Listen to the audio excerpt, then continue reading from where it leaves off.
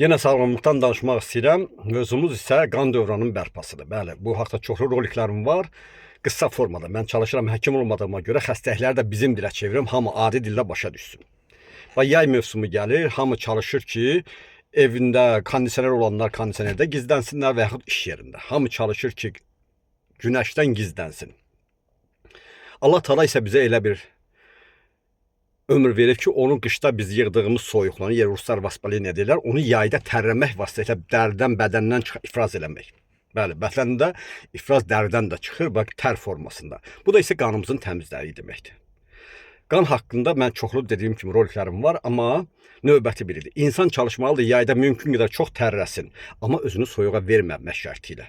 Bəli, çoxları ilə fikirləşir, getdim çöldə işlədim, üstünə bir dənə soyuq ya spirtli içki içdim, ya nəsə içdim, rahat oldum. Yox, soyuq su içmək olmaz. Mən bax oturmuşam, ya çay içirəm, bax termosda görürsünüz. Bax bu termoslarımda burada bax görürsünüz, neçə dənə termosum var.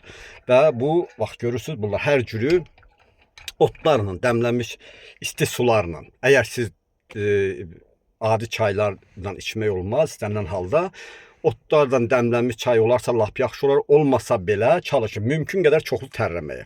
Tərlədikcə qan təmizlənir. Yəni isti su içmək lazımdır. Çoxlu isti su və qan bərpa olunsun. Allah Teala bizim daxilimizdə hər bir imkanı verib.